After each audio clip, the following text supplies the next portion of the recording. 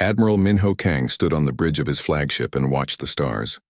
He was 52 years old and had fought in many battles. His gray uniform was clean and his posture was straight. Behind him, his crew worked at their stations. They trusted him completely. Minho commanded 47 ships. These ships belonged to Earth's 3rd Expeditionary Fleet. There were destroyers, frigates, cruisers, carriers, and his massive flagship called the Indomitable. These ships represented 40% of Earth's entire deep space navy. It was a huge responsibility. The mission seemed simple. The Galactic Council had sent them to the Outer Veil, a dangerous region at the edge of the galaxy. Strange creatures called the Devourers were destroying worlds there. The Council said this was Earth's chance to prove themselves worthy. If humans succeeded, they would get a permanent seat on the Council. Earth's government was excited. They wanted respect from the other alien races. But Commander Jaewon Lee was worried. He was the intelligence officer and he noticed something strange. The other Council species were moving their fleets away from the Outer Veil, not toward it. When Jaewon told Minho about this, the Admiral frowned. Something felt wrong. But orders were orders. Earth needed this mission to succeed. Captain Sujin Park was Minho's most trusted officer. She commanded the Indomitable and had fought beside Minho for 15 years. At 38 years old, she was young but brilliant. She understood battle tactics like few others. When Minho felt uncertain, he talked to Sujin. She always gave him honest answers. The fleet traveled for 3 months through dark space. The journey was quiet. Too quiet. Lieutenant Yoonji Cho kept her fighter pilots ready. She was only 28, but already the best pilot in human history. Her squadron loved her because she cared about every single person. She made them practice every day, even when they complained. Dr. Hyun-woo Nam worked in the science section. He was 41 and had designed many of Earth's advanced weapons. He spent his time checking the ship's quantum torpedoes and making sure everything worked perfectly. Hyun-woo was quiet and serious. He rarely smiled, but everyone respected his intelligence. When they finally reached the Outer Veil, the Devourers were waiting. These creatures were half machine and half organic. They looked like nightmares. The battle began immediately. Human ships fired missiles and energy weapons. The Devourers fought back hard. Ships exploded. People died. But the humans were winning. Then everything changed. The Council reinforcements never came. Instead, sensors detected a massive fleet approaching from behind. Minho's heart sank when he saw the identification codes. These were Vrex warships, Taurian battlecruisers, and Krell destroyers. All 3 species belonged to the Council. All 3 were supposed to be Earth's allies. 200 alien warships surrounded the 47 human vessels. The Devourers suddenly retreated. They had been bait. This was a trap. Minho felt cold rage building in his chest. They had been betrayed. A holographic image appeared on every screen in the fleet. It was Council Speaker Valoran, a tall alien with silver skin and cold eyes. He spoke in a calm voice that made Minho's blood boil. Humans of Earth, Valoran said. The Council has voted. 47 species voted yes. Only 3 voted no. The decision is final. Humanity has become too dangerous. You are too aggressive, too unpredictable, too powerful. We cannot allow you to threaten galactic peace. Therefore, we have decided to eliminate your military capability. Earth itself is already under blockade. Your families are trapped. You have no home to return to. Surrender now and die quickly, or fight and die slowly. The choice is yours. The transmission ended. Silence filled the bridge of the Indomitable. Sujin looked at her tactical display. 200 enemy ships against 47. The math was simple and terrible. They could not win this fight. Minho straightened his shoulders. His voice was steady when he spoke. Send a message to Earth, encrypt it. Make sure it gets through. Tell them we were betrayed. Tell them the Council cannot be trusted. Tell them to prepare for war. Jaewon worked quickly. He encoded the warning message and loaded it into a small probe. The probe was fast and hard to detect. It would take 2 weeks to reach Earth, but it was their only chance. All ships, Minho broadcast to his fleet. This is Admiral Kang. We have been betrayed by the species we trusted. They want us dead. They want our families dead. They want Earth to fall. I will not surrender. I will not let them win without a fight. We may die today, but we will make them pay for every human life. We will show them what it means to betray humanity. Attack! The battle exploded across space. Yoonji launched her fighters. 200 small crafts screamed toward the enemy fleet. They were fast and deadly. Her pilots flew like demons, striking and retreating, causing chaos in the enemy formations. Sujin coordinated the defense. Human ships formed tight groups, protecting each other with overlapping shields and point defense weapons. They shot down incoming missiles and torpedoes. Every human ship fought like it was worth 10 enemy vessels. Hyunwoo did something desperate. He overloaded several reactor cores and launched them as improvised bombs. When enemy ships got close, the reactors exploded with devastating power. 3 enemy cruisers were destroyed this way. The battle lasted 14 hours. One by one, human ships died. The destroyer Defiant exploded after ramming an enemy battleship. The carrier Resolute was cut in half by concentrated fire. The cruiser Steadfast detonated its reactor to take out 4 enemy vessels at once. 47 ships became 32. Then 18. Then 7. The Indomitable was still fighting, but barely. Its shields were gone. 40 sections of the hull were breached. Fires burned in the lower decks. Half the crew was dead. Minho gave the order to evacuate. All surviving personnel to the escape pods. That's an order. But most of his crew refused to leave. They wanted to fight until the end. Sujin stayed at her station. Jaewon stayed at his. Hyunwoo stayed in engineering. Yoonji landed her damaged fighter in the hangar and ran to the bridge to stand with her admiral. The enemy fleet closed in for the kill. Boarding parties prepared to take the Indomitable. They wanted prisoners. They wanted to parade human survivors as proof of their victory. Minho looked at Hyunwoo. The scientist nodded. He had prepared one final weapon. It was a quantum warhead, a secret device Earth had developed. It would tear a hole in space-time itself. The blast would destroy everything nearby, including the Indomitable. "It has been an honor serving with you," Minho said to his bridge crew. They all stood at attention and saluted their admiral. Enemy soldiers breached the bridge doors. Minho pressed the detonation button. The explosion was like nothing the galaxy had ever seen. White light consumed the Indomitable and 40 surrounding enemy ships. A gravitational shockwave rippled outward, scattering the remaining enemy vessels. Space itself seemed to scream. When the light faded, the Indomitable was gone. Admiral Minho Kang was gone. Most of his fleet was gone. Of 47 ships and 23,000 personnel, only 4 damaged destroyers and 890 survivors escaped into the darkness. The Council declared victory. They announced that humanity had been eliminated. Earth was alone and defenseless. The threat was over, but they were wrong. The warning message was already traveling toward Earth. And in the escape pods, survivors like Captain Sujin Park, Commander Jaewon Lee, Lieutenant Yoonji Cho, and Dr. Hyunwoo Nam drifted in the void, burning with rage and planning revenge. The Council had made a terrible mistake. They had tried to kill humanity, but they had not finished the job. And humans never forget. They never forgive. The war had just begun. The warning message reached Earth 14 days after the battle. It arrived just in time.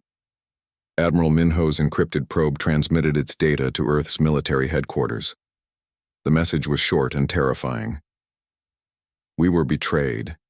Council cannot be trusted. Prepare for war." Earth's government had 14 days before the Council's blockade fleet would arrive.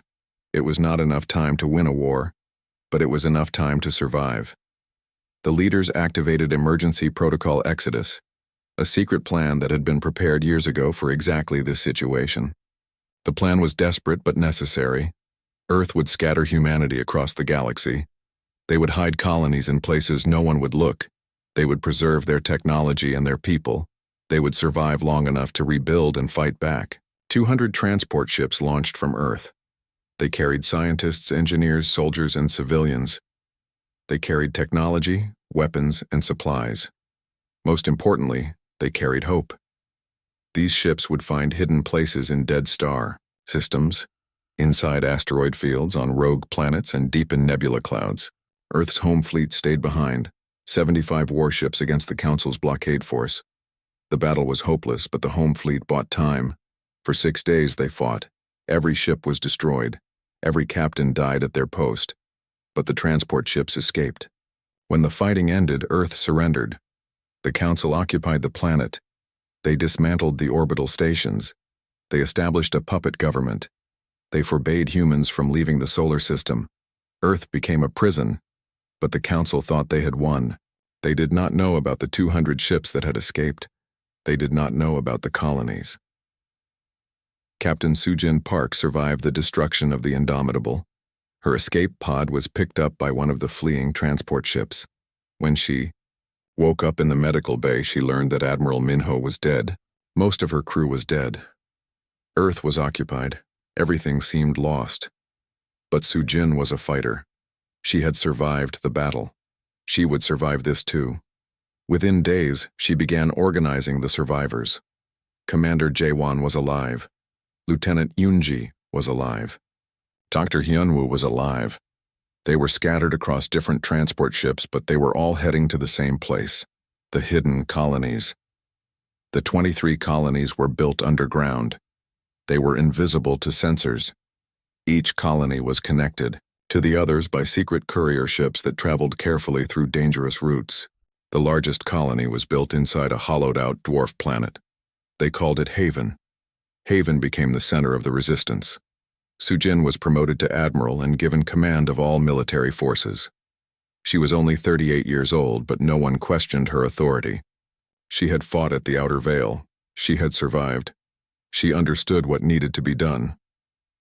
Commander Jaewon became the head of intelligence. He created a spy network that infiltrated council worlds. Human agents posed as traitors, workers, and refugees. They sent back constant information about fleet movements, political divisions, and military capabilities. Jaewon worked 18 hours a day, analyzing every piece of data. Lieutenant Yoonji trained the next generation of fighter pilots. She was promoted to Wing Marshal and given command of the growing fighter corps. Young pilots came to the colonies from Earth through an underground railroad. Yoonji pushed them hard.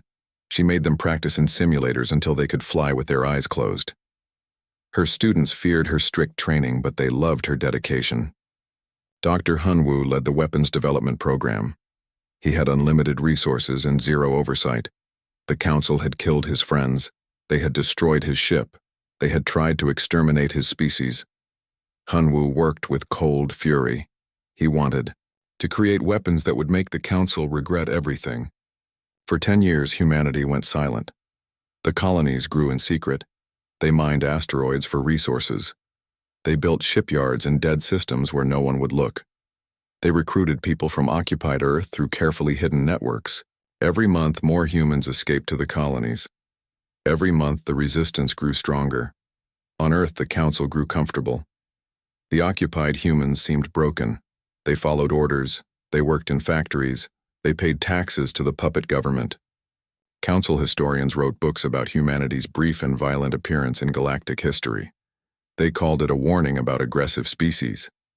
But beneath the surface, something else was happening. In the hidden colonies, humanity was preparing for war. Dr. Hyunwoo's team created revolutionary technology. The Phantom Drive allowed ships to travel, while remaining completely invisible to sensors. It used quantum tunneling principles that other species had never discovered. Ships equipped with Phantom Drive could appear anywhere without warning.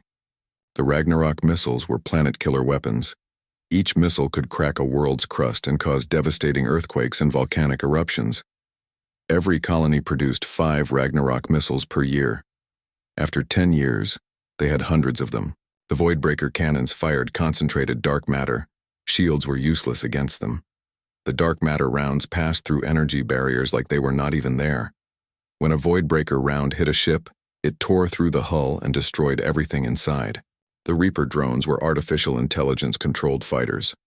Each human pilot could command 10 drones simultaneously. Wing Marshal Yoonji developed the tactics for using them.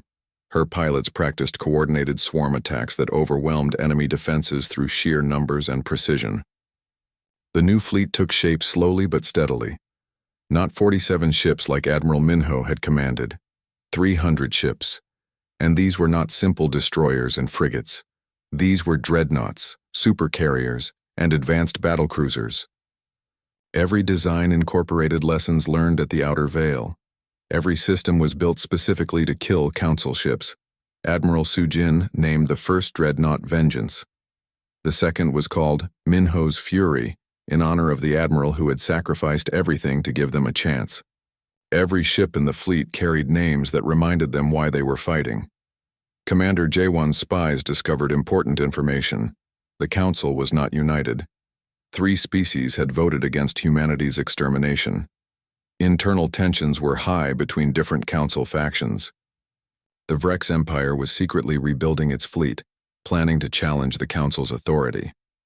Speaker Valoran, who had ordered the betrayal, now led a faction that wanted to preemptively exterminate all aggressive species. Most importantly, the Council believed humanity was finished. They thought Earth was defeated, and the survivors were just refugee settlements.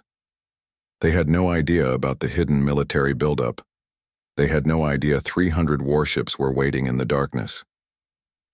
In the 10th year after the betrayal, the Resistance leadership gathered at Haven. Admiral Sujin presented the fleet status. 300 warships were ready. Another 200 were under construction. 50,000 trained personnel. Weapon stockpiles sufficient for years of warfare. Commander J1 presented his intelligence report. Council fleets were dispersed and distracted by internal conflicts. Earth's blockade had been reduced to a small token force. The window to strike was now.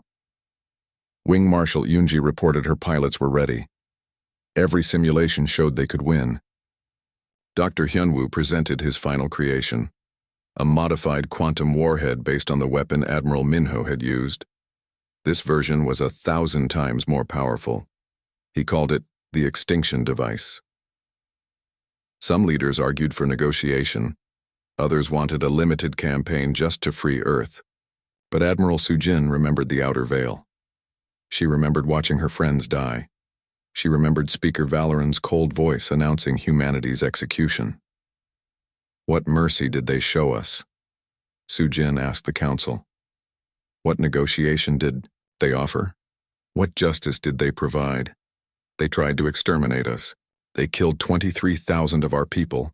They occupied our homeworld. Now we show them the consequences. The vote was unanimous. Humanity declared war, not for justice, not for freedom, for annihilation. The Council had tried to destroy them. Now humanity would return the favor. They would show no mercy. They would accept no surrender until every species that voted for their extinction understood the terrible mistake they had made. The Ghost Fleet prepared to launch. 300 warships powered up their phantom drives. Admiral Sujin stood on the bridge of the Vengeance and gave the order that would change the galaxy forever. All ships, this is Admiral Park. Today we emerge from the shadows. Today we show them what happens when you betray humanity. Today we begin the ending. Attack! 300 ships vanished into the darkness, invisible and unstoppable. The Council had no warning. They had no idea what was coming. They were about to learn that humanity had not been destroyed. Humanity had been preparing. And now humanity was coming for revenge. The human fleet struck 15 Council worlds on the same day. 300 warships using phantom drive technology appeared without warning. The Council had no time to react. No time to prepare. No time to understand what was happening. Admiral Sujin had chosen the targets carefully. These were military installations, shipyards, and communication hubs belonging to the species that had voted for humanity's extermination. The strategy was surgical and brutal. Destroy the enemy's ability to fight back. Show them no mercy. The first target was Taurian Prime, homeworld of the Taurian Assembly. The Taurians had led the betrayal at the Outer Veil. Their defense fleet consisted of 80 warships in orbit, supported by 12 massive orbital defense platforms. They were preparing for a celebration parade marking the 10th anniversary of humanity's defeat. At exactly 0600 local time, 40 human dreadnoughts decloaked simultaneously. They appeared at point-blank range, close enough that the Taurian sensors could not track them properly. The surprise was total. The shock was devastating. Wing Marshal Yunji led the fighter assault. 4,000 Reaper drones launched from the human carriers. They moved like a swarm of metal locusts, coordinated by artificial intelligence and directed by human pilots. Each drone carried quantum torpedoes. Each torpedo could destroy a space station. The orbital platforms died first. Yunji's drones attacked in perfect coordination. Thousands of torpedoes struck simultaneously. The platforms had powerful shields, but the shields could not stop quantum weapons. Within minutes, all 12 platforms were debris floating in orbit. The Taurian defense fleet tried to form a defensive line. They broadcast emergency calls for reinforcements. They fired everything they had at the human ships, but their weapons could not penetrate human shields. The technology gap was enormous. Admiral Sujin's flagship Vengeance opened fire with its Voidbreaker cannons. The dark matter rounds passed through enemy shields like they did not exist. 4 Taurian battleships disintegrated in the first salvo. The crews died before they understood what killed them. The battle lasted 34 minutes. The Taurian defense fleet was annihilated. All 80 ships destroyed. All 12 orbital platforms eliminated. The planetary shipyards, which were the largest in the sector, were reduced to twisted metal and fire. Admiral Sujin broadcast a message to the planet below. Her voice was cold and hard. 10 years ago, your government voted to exterminate humanity. You sent your fleet to murder our families. Today, we return the favor. This is not war. This is extermination. You showed us no mercy. Expect none in return. Humanity has risen.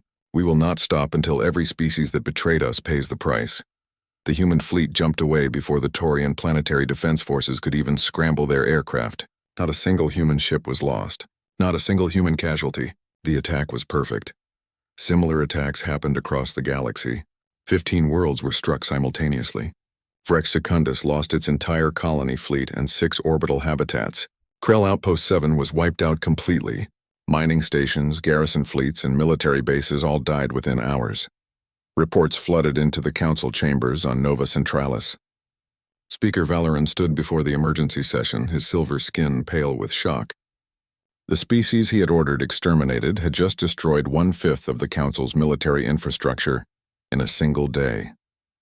Worse, they had done it with weapons and tactics the council had never seen before. Valoran's hand shook as he read the casualty reports. Over 100,000 council personnel dead, dozens of installations destroyed, fleets eliminated, and humanity had suffered 0 losses. It was impossible. It was terrifying. How did they survive? Valoran demanded. We destroyed their fleet at the Outer Veil. We blockaded Earth. How did they have 300 warships?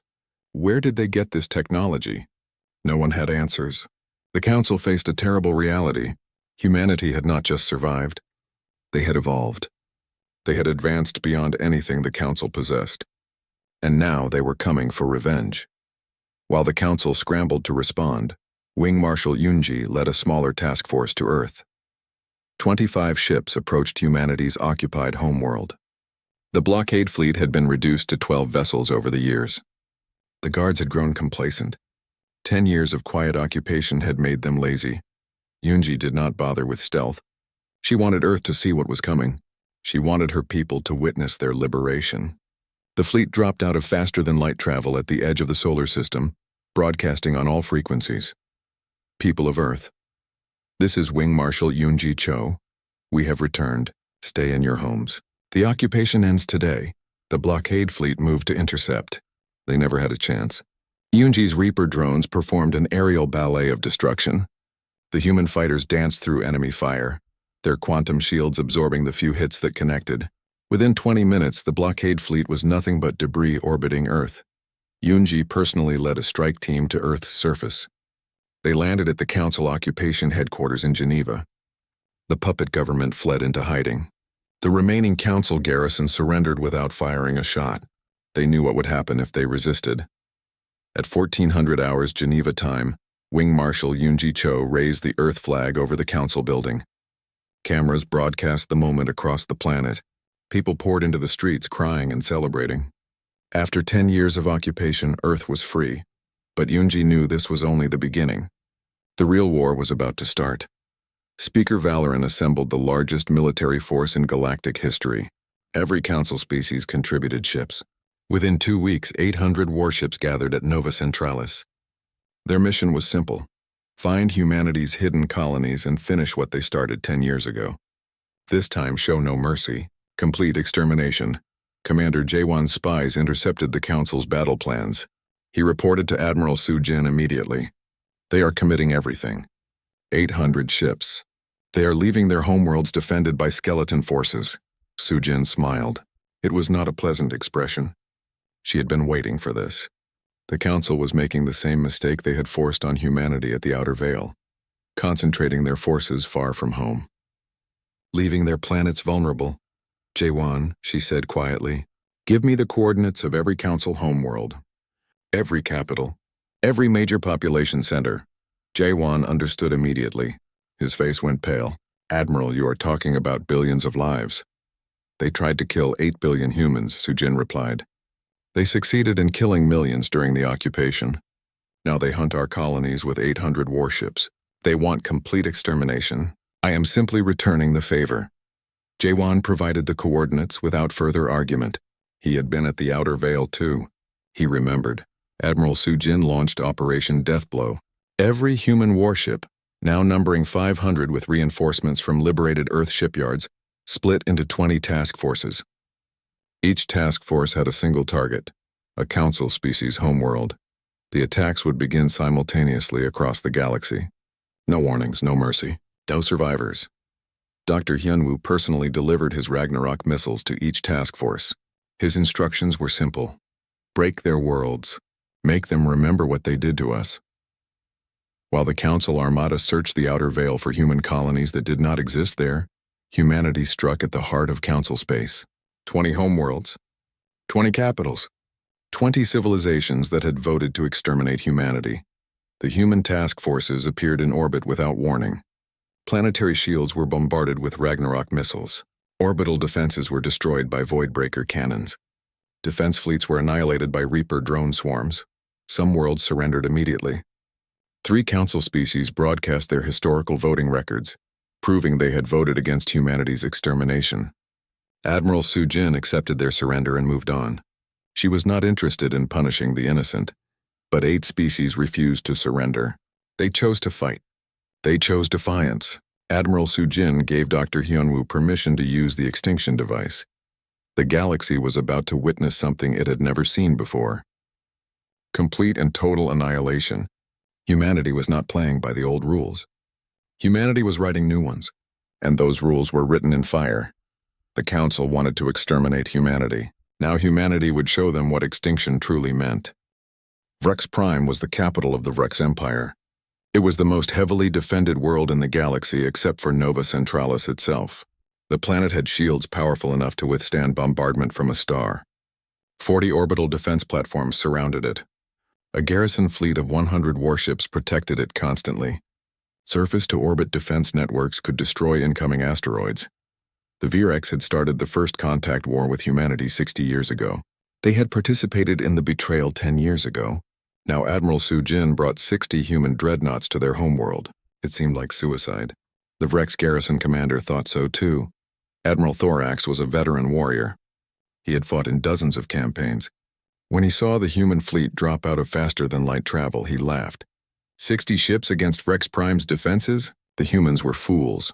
Thorax opened communication channels. Admiral Sujin, you bring 60 ships against the might of Vrex Prime? Your species truly is suicidal. Surrender now and I will make your deaths quick. Sujin's face appeared on Thorax's screen. Her expression was cold. Admiral Thorax, 60 years ago your empire attacked Earth without provocation. 10 years ago you participated in our attempted extermination. Today you answer for those crimes. Thorax stopped laughing. Something in Sujin's voice made his blood run cold. He watched as the human fleet formed a perfect sphere around his planet. They were not attacking. They were just waiting, Dr. Nam, Sujin said quietly. Deploy the extinction device. A single missile launched from the human flagship. It looked ordinary. Standard size. Standard speed. The Vrex Point defense systems tracked it lazily.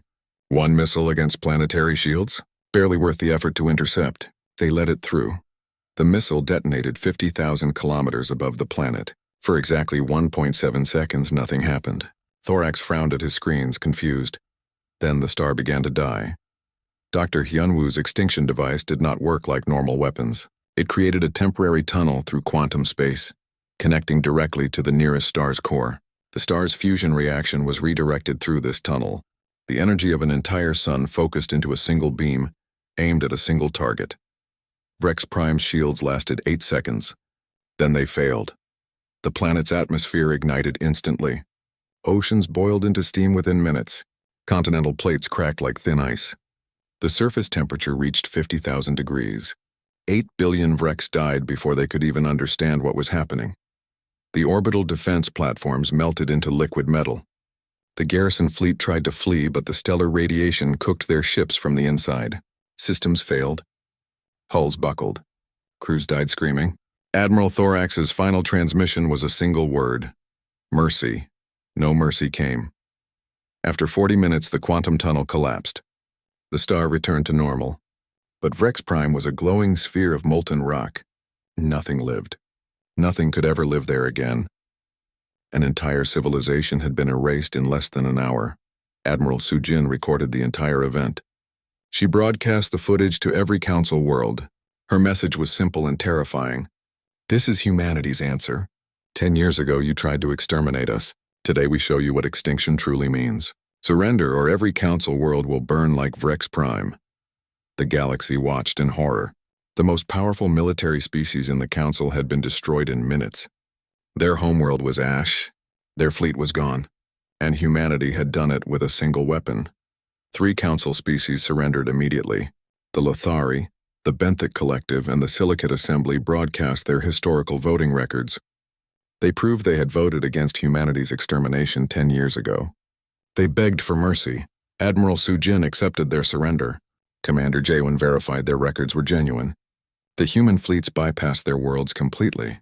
Sujin kept her word. She would not punish those who had tried to help humanity. But 8 species refused to surrender. The Taurians, the Krell Dominion, the Archivists, Speaker Valoran's own species. They chose defiance. They chose to fight to the end. Dr. Hyunwoo manufactured 7 more extinction devices, 1 for each defiant species. Over 7 days, humanity burned 8 council homeworlds. The galaxy called it the Week of Fire. Day 1. Krell Prime. Population 12 billion. Survivors, none. Day 2. Taurian Prime. Population 8 billion. Survivors, none. Day 3. Archivist Central. Population 4 billion. Speaker Valoran died with his world, still refusing to believe humanity could defeat the council. Survivors, none. Days 4 through 7. 5 smaller council worlds. Combined population 18 billion. Combined survivors, none. 42 billion sentient beings died in 1 week. Entire civilizations were erased. Ancient cultures that had existed for thousands of years simply ceased to exist. The galaxy had never seen destruction on this scale. Humanity did not apologize. Wing Marshal Yunji led memorial services for the 23,000 humans who died at the Outer Veil. Each service ended with the same words: they tried to exterminate us. We exterminated them first. Our debt is paid. The Council Armada, still searching for human colonies in the wrong part of the galaxy, finally understood the truth. Their homeworlds were burning. They had been chasing decoys while humanity destroyed everything they were meant to protect. The Armada turned back toward Nova Centralis. It was the last major Council military installation still intact. If it fell, the Council would cease to exist as a political entity. Every species, every government, every leader understood the stakes. Admiral Sujin was waiting for them. The human fleet, now numbering 600 ships after emergency production from liberated Earth shipyards, formed a defensive sphere around Nova Centralis. Not to protect the planet, to prevent the Council Armada from escaping. The Council Armada dropped out of faster-than-light travel, expecting to defend their capital. Instead, they found themselves surrounded. 800 Council ships versus 600 human vessels. On paper, the Council still had numerical advantage. In reality, they were already dead. The Battle of Nova Centralis began with Wing Marshal Yunji's fighter corps. 10,000 Reaper drones launched simultaneously. This was the largest coordinated military strike in galactic history. The drones did not target enemy ships directly. They targeted the enemy formation itself. Yunji had studied every battle in recorded history. She understood psychology. She understood fear. The drones forced Council ships into tight clusters where human voidbreaker cannons could fire with devastating effectiveness. Each cannon shot killed multiple ships when they were packed together.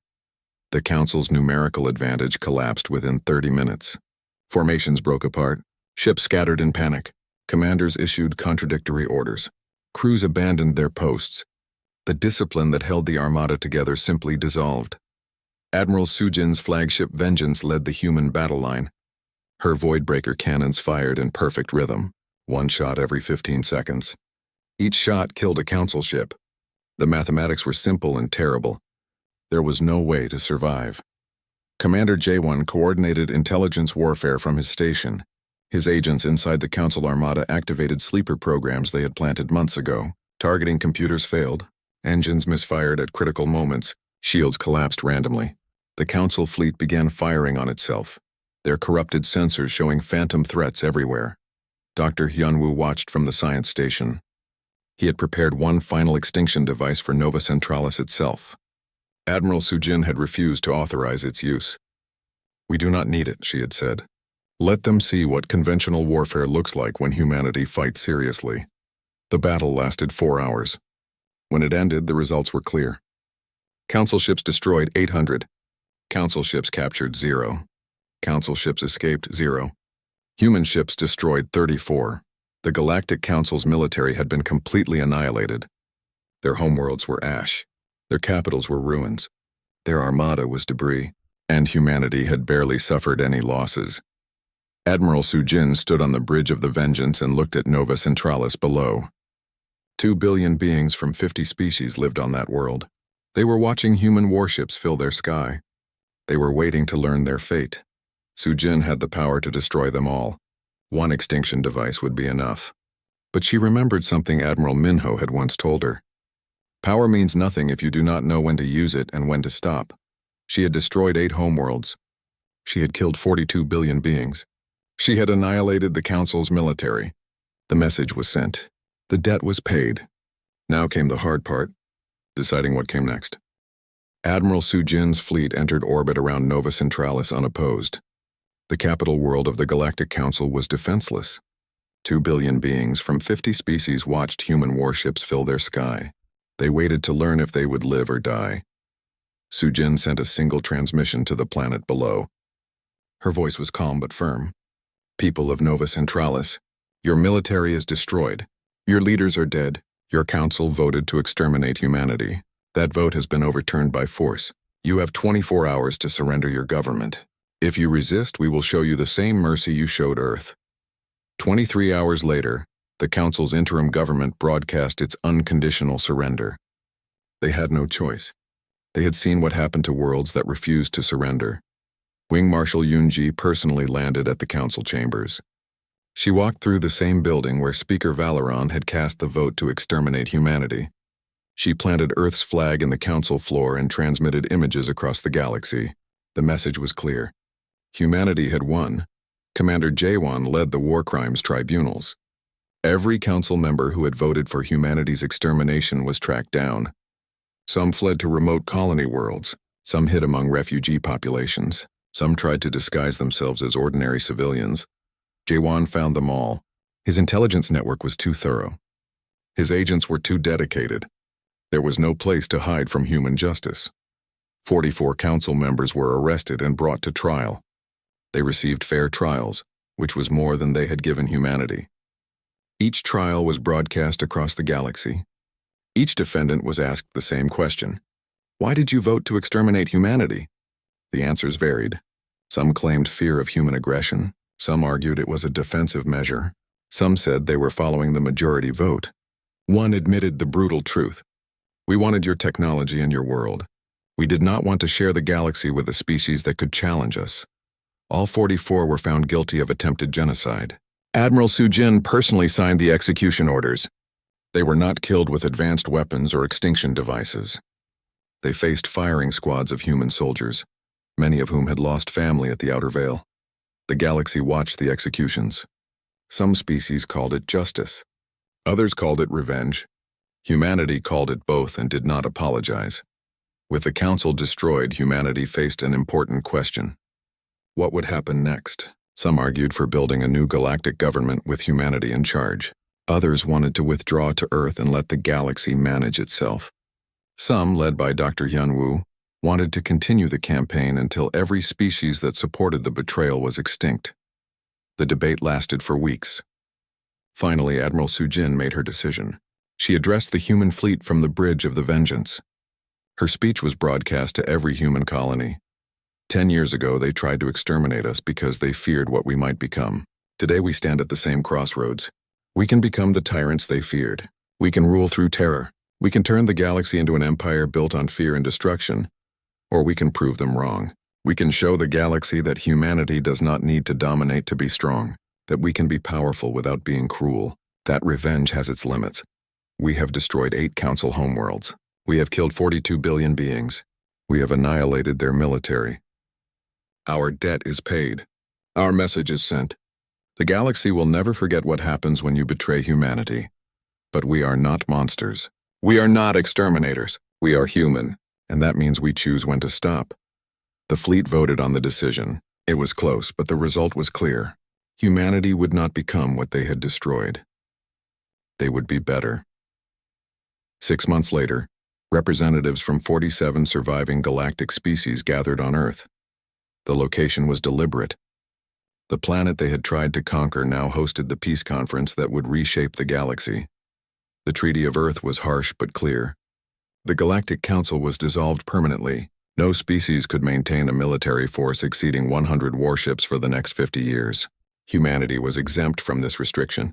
War crimes tribunals would be established for all future conflicts overseen by human judges. All species would contribute to building memorial sites on the destroyed worlds. Most importantly, any future conspiracy to exterminate a sentient species would result in immediate military intervention by Earth. Humanity would become the galaxy's guardian. Whether the galaxy wanted it or not, every species signed the treaty. They had no choice. The alternative was facing the same fate as the Virex. No one wanted that. 2 memorials were built. On Earth, a monument honored the 23,000 humans who died at the Outer Veil. Admiral Minho Kang's name was carved first on the list. His sacrifice had bought humanity time to survive and rebuild. On Nova Centralis, a different memorial was constructed. It listed the names of 42 billion beings who died in humanity's revenge. The memorial was titled The Cost of Betrayal. Every school in the galaxy was required to study it.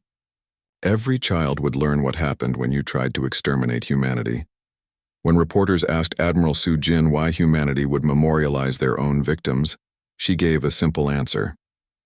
So we remember what we are capable of. So we never forget the price of survival.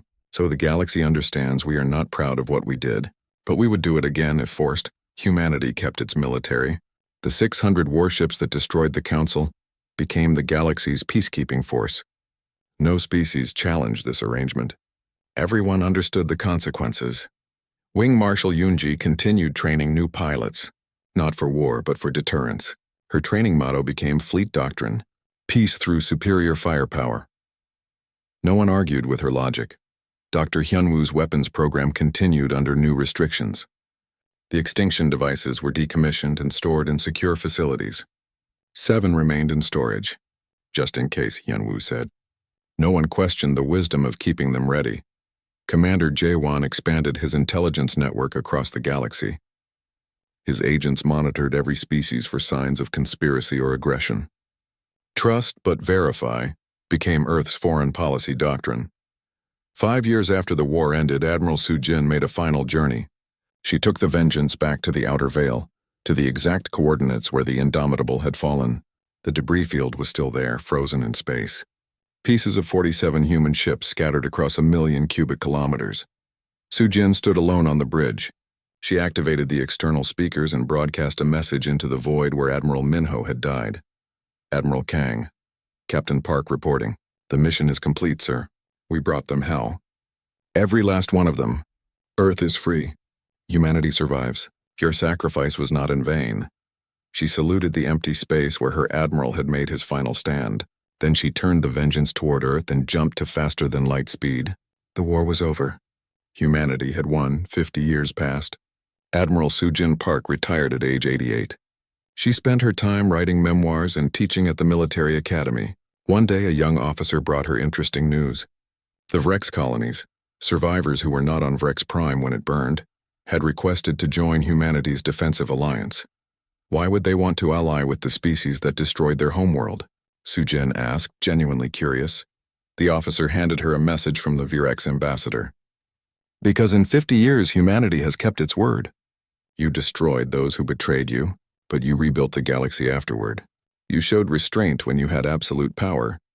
We want to be part of that future, not enemies of it. Sujin read the message 3 times. Then she signed the alliance agreement without hesitation. That night she visited the memorial for the 3rd Expeditionary Fleet. Admiral Minho's name was still carved first on the list. She placed her hand on the cold stone and spoke quietly. "We did it, old friend. We made them understand. Not through domination, through strength, through memory, through making them realize that betraying humanity costs more than anyone wants to pay." She looked up at the stars. Somewhere out there, 600 human warships patrolled the galaxy, not as conquerors, as guardians. The Council had tried to exterminate humanity because they feared what humans might become. In the end, humanity became exactly what the Council feared. A species too powerful to destroy, too principled to become tyrants, too determined to ever be betrayed again. The galaxy learned its lesson. Humanity prevailed, and the stars themselves remembered. Do not betray those who can reach them.